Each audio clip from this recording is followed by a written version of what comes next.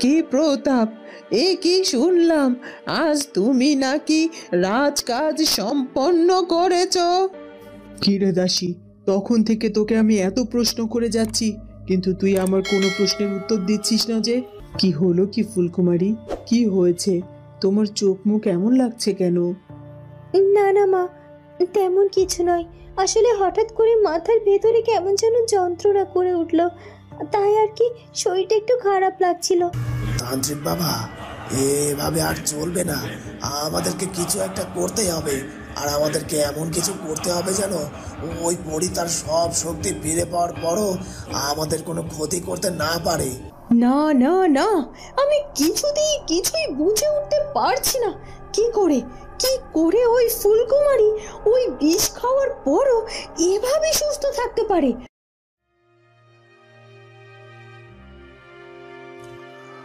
বউ, তুমি আইছো, ভালো করছো। আমি তো তোমার জন্য এতক্ষণ অপেক্ষা করতেছিলাম। তা তোমার ফিরতে এত দেরি হইল কেন? মালিনী তার স্বামীর কোনো কথার উত্তর না দিয়ে চুপটি করে দাঁড়িয়ে থাকে। কি গো, কি হইল কি?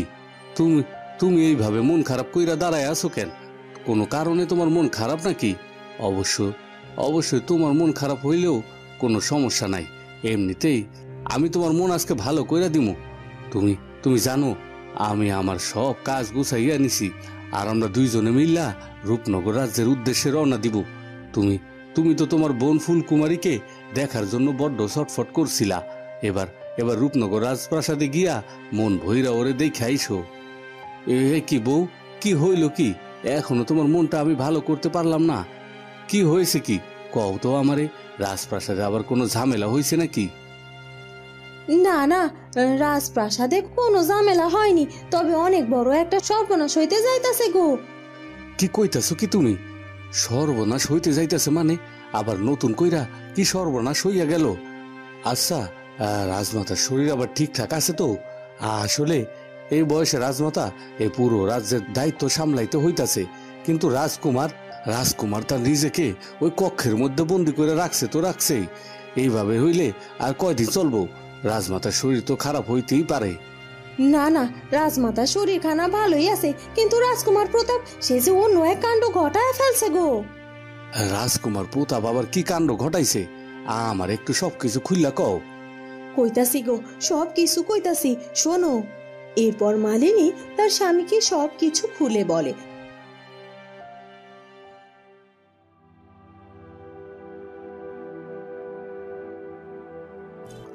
ওদিকে রাজামশাই রাজকুমারকে রাজসিংহাসনে অধিষ্ঠিত করার জন্য পরিপূর্ণ প্রস্তুত, আর সেখানে রানীমা সহ ফুলকুমারী সবাই উপস্থিত ছিল। আজ আমি সবার সামনে আমার রাজকুমার চন্দ্রকুমারকে এই রূপনগর রাজ্যের রাজা হিসেবে ঘোষণা করছি। আজকের পর থেকে এই রাজ্যের সকল দায়িত্ব সামলাবে রাজকুমার চন্দ্র, আর এবার থেকে আমি পরিপূর্ণভাবে বিশ্রামে যাব। এই কথা বলে রাজা রাজকুমার চন্দ্রকুমারের মাথায় মুকুট পরিয়ে দেয়।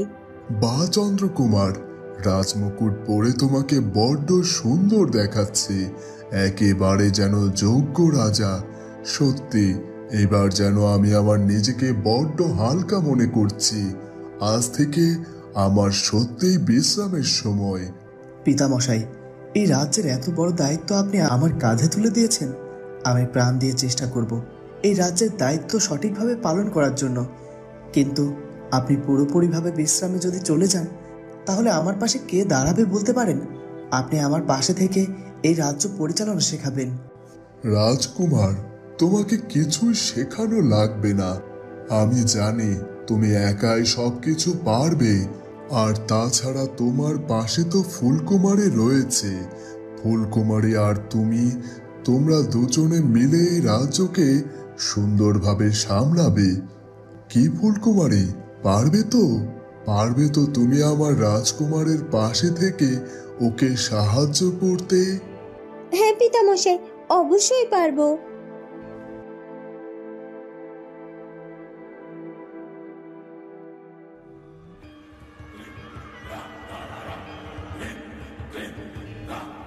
ওদিকে তান্ত্রিক আর সুমন তার নতুন আস্তানায় বসে যজ্ঞ করতে থাকে।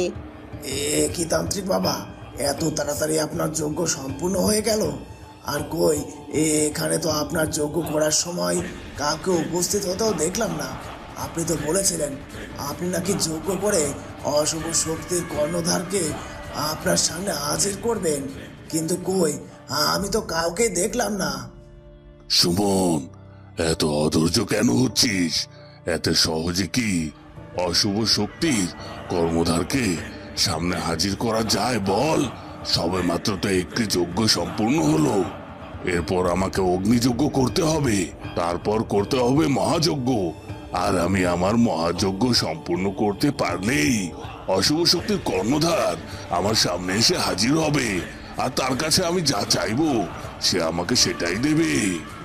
ও আচ্ছা, তাই বলুন। এখন আরো দুটো যজ্ঞ বাকি আছে, তার মানে অশুভ শক্তির কর্ণধার আপনার সাথে দেখা করতে আরো অনেকটা সময় লাগাবে। না সুমন, না, খুব বেশি একটা সময় আমার লাগবে না। খুব তাড়াতাড়ি আমরা আমাদের যজ্ঞগুলো সম্পূর্ণ করে ফেলতে পারবো।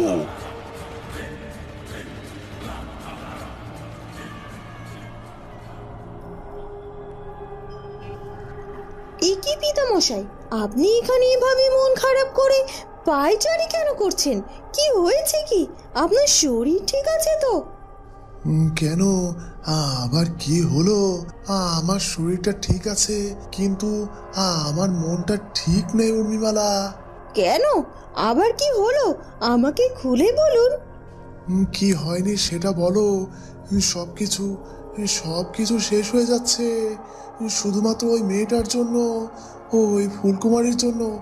ওই ফুলকুমারী যদি রাজপ্রাসাদে না পা বাড়াতো তাহলে এসব কিছুই ঘটতো না, আর আমার পরিকল্পনা এতদিনে সফল হয়েছে। তো কত স্বাদ ছিল এই রাজ্যকে নিজের হাতের মুঠোয় পাওয়া, কিন্তু কিন্তু সেটা তো কখনোই করতে পারলাম না।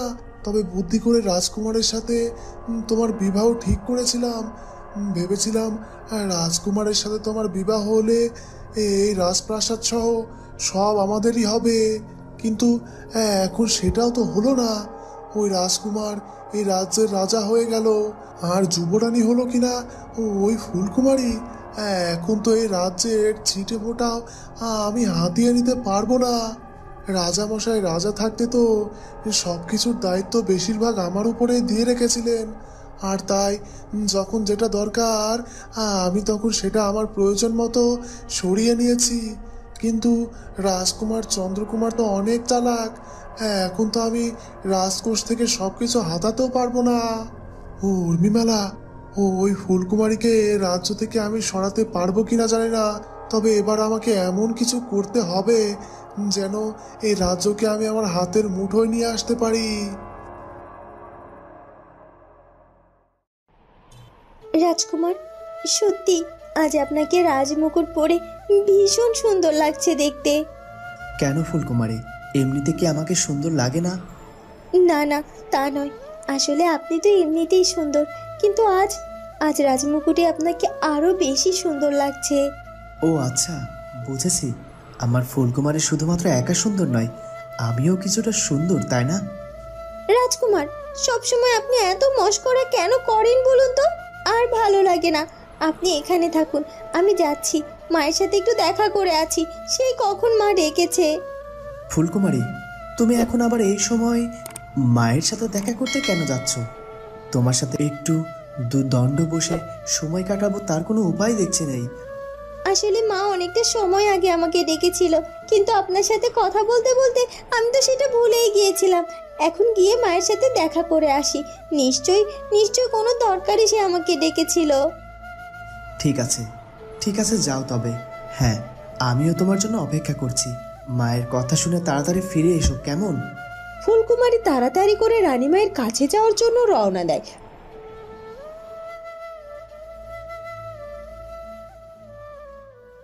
আর তখনই রাজকুমার প্রতাপ এসে তার সামনে দাঁড়ায়। ফুলকুমারী যেন রাজকুমার প্রতাপকে দেখে হক চকিয়ে যায়। এ কি, মনে হচ্ছে রাজকুমার প্রতাপ, সত্যিই তো রাজকুমার প্রতাপ। তার মানে কি রাজকুমার প্রতাপ সত্যি আমার সামনে দাঁড়িয়ে আছে? কিন্তু এটা কি করে হতে পারে? রাজকুমার প্রতাপ এখন কি করে এই রূপনগর রাজ্যের রাজপ্রাসাদে আসতে পারে? তার তো এইভাবে এই রাজপ্রাসাদে আসার কথা নয়। তাহলে আমি কেন আমার সামনে তাকে দেখতে পাচ্ছি আজ? আচ্ছা, আমি কি সত্যি রাজকুমার প্রতাপকে দেখছি, নাকি এটা আমার দেখার ভুল? কি হলো কি কুমকুম, তুমি বুঝি আমাকে দেখে অবাক হয়ে গেছো? তুমি ভাবতেই পারোনি যে আমি তোমার সামনে এসে এখন হাজির হব, তাই তো? কিন্তু কুমকুম, তোমার সামনে যে আমাকে হাজির হতেই হতো। ফুলকুমারী রাজকুমার প্রতাপের কথা শুনে ভীষণ ভয় পেয়ে যায়। রাজকুমার প্রতাপ কথা বলছে, তার মানে আমার চোখে দেখা ভুল নয়। সত্যি সত্যি রাজকুমার প্রতাপ এই রাজপ্রাসাদে এসেছে। কিন্তু কি কারণে তিনি এই রাজপ্রাসাদে এসেছেন আমার যে এখন ভীষণ ভয় করছে। তাছাড়া উনি যেভাবে আমার সাথে কথা বলছে, তাতে করে তো আমার চিন্তা যেন আরো বেড়ে যেতে শুরু করেছে। এ কি ফুলকুমারী, তুমি মনে হয় ঘাবড়ে গিয়েছো। আসলে ঘাবড়ে যাওয়ারই তো কথা, কারণ এতক্ষণ আমি তোমার সাথে মশকরা করছিলাম। সতে হলেও তুমি আমার বন্ধুর স্ত্রী, আমি তোমার দেবর, তা তোমার সাথে একটু মশকরাও করতে পারবো না? পাইয়ে দিলাম তো তোমাকে ভয়। আসলে আমি চন্দ্রের সাথে দেখা করার জন্য এসেছি। না না, আমি ভয় পেয়ে যাব কেন? আপনি আপনার বন্ধুর সাথে তো দেখা করতে আসতেই পারেন। আপনি যান, রাজকুমার চন্দ্রকুমার তার কক্ষে আছে, আপনি গিয়ে তার সাথে দেখা করুন। অবশ্যই যাব, কিন্তু ফুলকুমারী, এভাবে তাড়াহুড়ো করে ঘর থেকে বের হচ্ছিলে, একটু দেখে শুনে তো চলবে। আর একটু হলেই তো হোঁচট খেয়ে পড়ে যেতে, তাই না? ঠিক আছে, যাও, তুমি তোমার কাজে যাও, আমি রাজকুমারের সাথে গিয়ে দেখা করে আসি।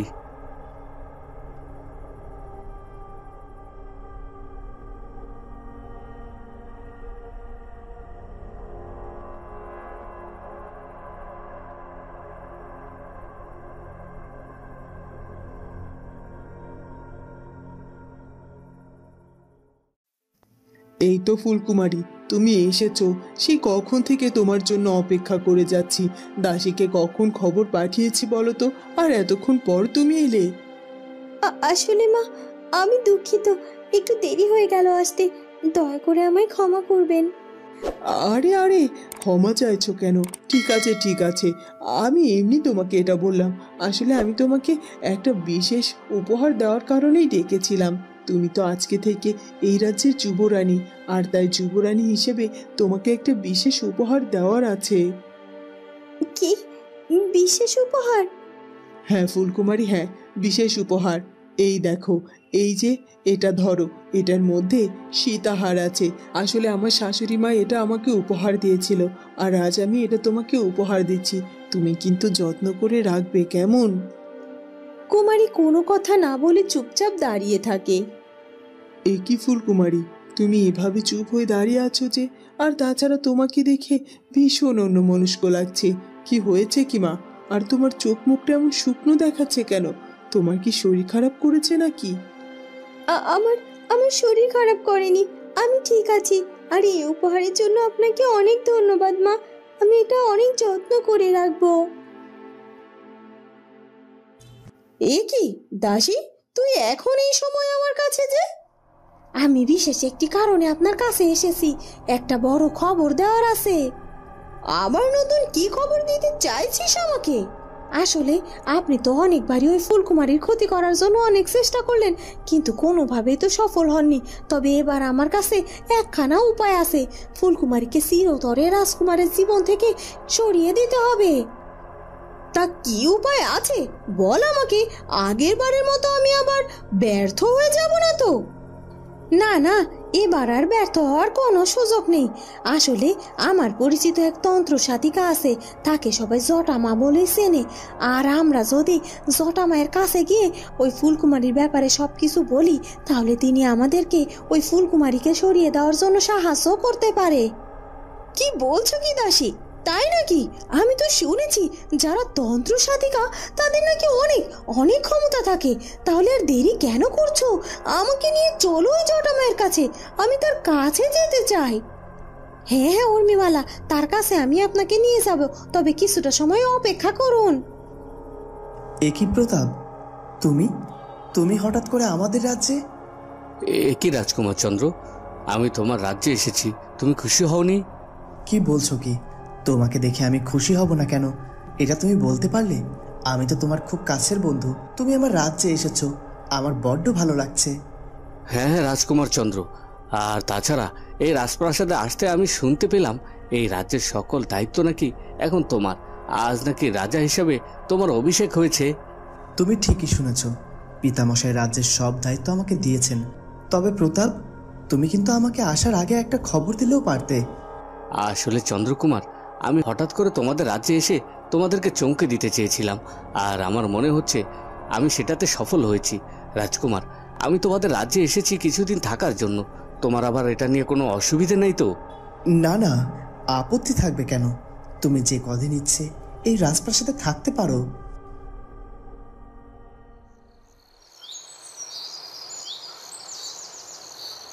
সন্ধে হয়ে যায়।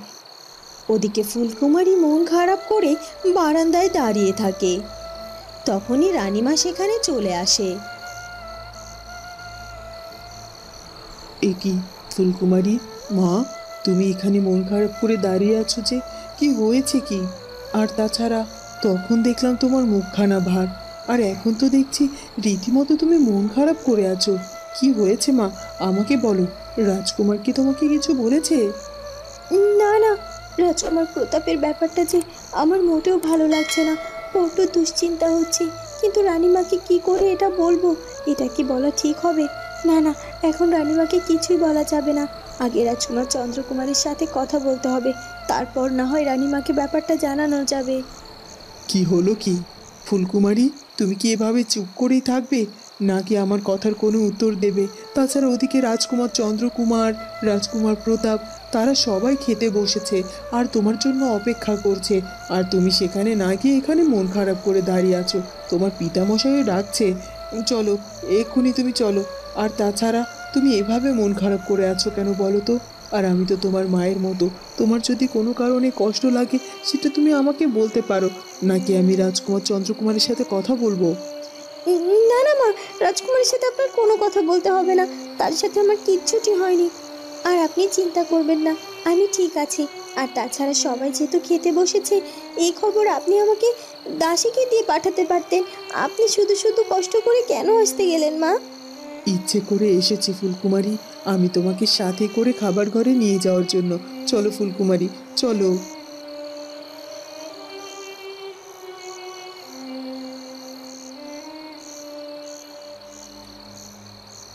ওদিকে দাসী উর্মিমালাকে রাতের অন্ধকারে জঙ্গলের পথ ধরে জটামায়ের কাছে যাওয়ার জন্য রওনা দেয়।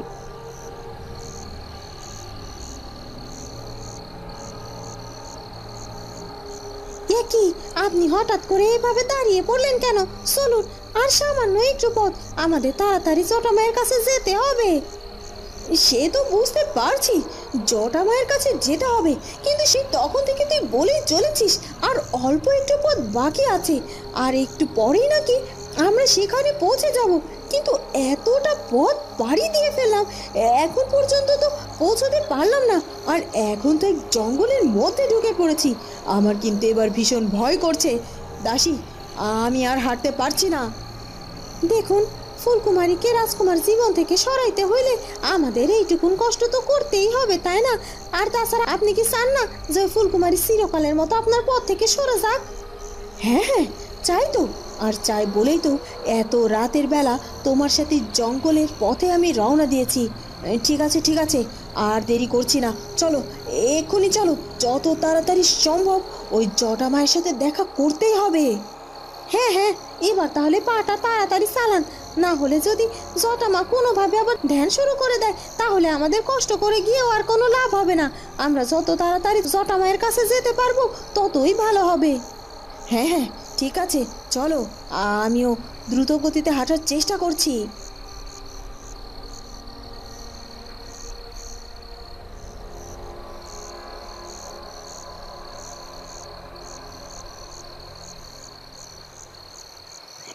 রাত অনেক গভীর হয়ে যায়। রাজকুমার চন্দ্র ঘুমিয়ে পড়েছে, কিন্তু ঘুম আসছে না ফুলকুমারীর। সে তার কক্ষের মধ্যেই বিষণ্ণ মনে কিছু একটা ভাবতে থাকে। আমার কিচ্ছু ভালো লাগছে না, বড্ড দুশ্চিন্তা হচ্ছে। রাজকুমার প্রতাপ যখন থেকে এই রাজপ্রাসাদে পা রেখেছে তখন থেকে আমার মনে হচ্ছে আবার নতুন করে বড় কোনো ঝড় উঠতে চলেছে। আমার মনটার মধ্যে যে বড্ড অস্থির অস্থির করছে। রাজকুমার প্রতাপের মুখখানা দেখে আমার কেন জানি না মনে হচ্ছে রাজকুমার প্রতাপ নিশ্চয়ই এবার কোনো উদ্দেশ্য নিয়ে রূপনগর রাজ্যে এসেছে। না হলে হঠাৎ করে কোনো খবর না দিয়ে, না বলে কয়ে এভাবে হুট করে কেন এই প্রাসাদে আসবে? এর উদ্দেশ্যই বা কী? আর রাজকুমার চন্দ্রকে যে আমি কিছু জিজ্ঞাসা করব, তার আগেই তো সে ঘুমিয়ে পড়লো। তার সাথে কিচ্ছুটি বলতে পারলাম না। অবশ্য তাকেই বা কী বলবো? তার শরীরটা তো আজ বড্ড ক্লান্ত। সারা দিন কত কাজে ধকল গেছে, তারপর আবার রাজ্যের সব দায়িত্ব নিয়েছে, কত কিছু বুঝে নিতে হয়েছে তার। সে তো ক্লান্ত। যাই হোক, সে ঘুমিয়ে পড়েছে পড়ুক। কাল সকাল সকাল আমি তার সাথে রাজকুমার প্রতাপের ব্যাপারে কথা বলবো। আর যত তাড়াতাড়ি সম্ভব রাজকুমার প্রতাপকে এই রাজ্য থেকে তার রাজ্যে পাঠানোর ব্যবস্থা করতে হবে। কারণ আমি বুঝতে পারছি, আমার মনটা যদি কখনো কোনো বিষয় নিয়ে এমন উতলা হয়ে ওঠে, তাহলে নিশ্চয়ই কোনো না কোনো বিপদ ঘটে। হে বিধাতা, তুমি দেখো আমার নতুন করে কোনো বিপদ যেন না হয়। অনেক অনেক কষ্টে আমি আর আমার রাজকুমার চন্দ্রকুমার এক হয়েছি, সুখে শান্তিতে জীবন যাপন করছি। আমাদের এই সুখে যেন কারোর নজর না লাগে। বিধাতা, তুমি দয়া করে আমাদের মাঝে আর কোনো দেহাল সৃষ্টি করো না। বন্ধুরা, কি হতে চলেছে এরপর সেটা জানবো আমরা ফুলকুমারী গল্পের পরবর্তী পর্বে। আর আমাদের আজকের পর্বটি ভালো লাগলে অবশ্যই আমাদের চ্যানেলটিকে সাবস্ক্রাইব করে দিও। দেখা হবে নতুন পর্বে। ধন্যবাদ।